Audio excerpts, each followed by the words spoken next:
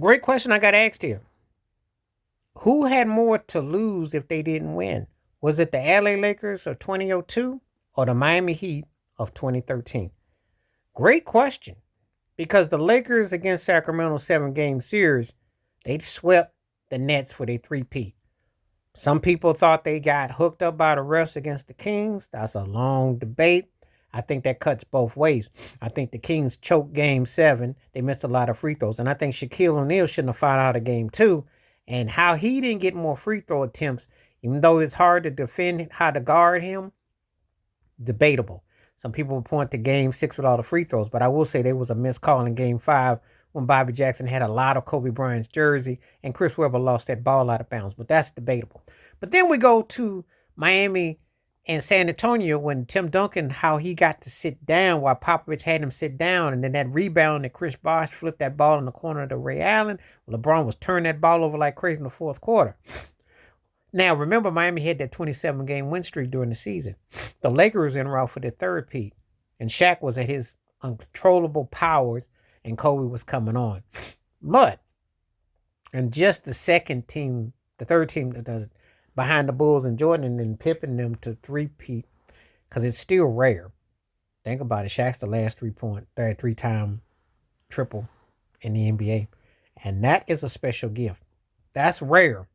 But anyway, which team, or that Laker team in 2002 or that Heat team in 2013, had they lost and don't win, who would have had would have had affected the most?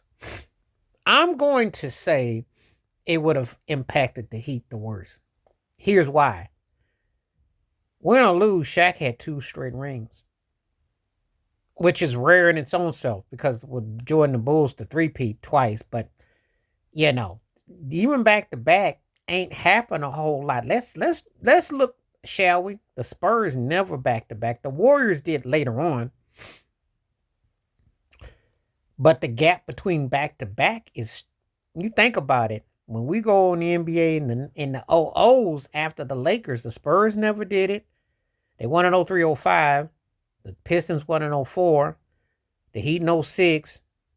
And after the Spurs did it, the Lakers 08, the Celtics 08. The Lakers did do it. I take that back. They back to back. But it was a Laker thing. Then after that, Dallas, Miami back to back because of that series. But if they had a lost that one to the Spurs, they wouldn't have. See? And so it's still kind of just to do that. The reason why it's the Heat's because that 27-game win streak.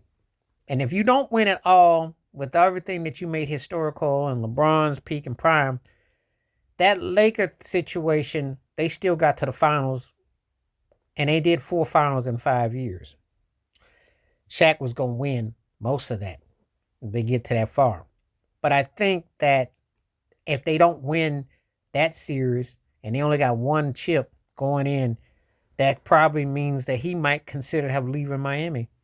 He had an option. And they don't win that second chip by his third year, he probably would have considered to bolt. So with all that was on the line with that, I think that Heat team had more to lose than that Laker team in 2002. Because I still think that Laker team could have regrouped, and they did get to another finals. They lost to the Pistons 2 years later, but they did get to another finals. I think that Heat situation would have been a catastrophe if they don't. But tell me, which team do you think, if they hadn't won, had more to lose? Was it the 2002 LA Lakers or was it the 2013 Miami Heat? Please let me know who you think that had they lost, that would have been a disaster for what they were trying to put together for their runs. Please hit like, subscribe, welcome thoughts, comments, and I do respond. Thank you. Wash your hands. Keep your mind clear. Watch out for another. Share the video if you like and hit that membership, because when you do, requests like this come true. Stay safe, stay blessed, stay woke, stay free. I'm out. Peace.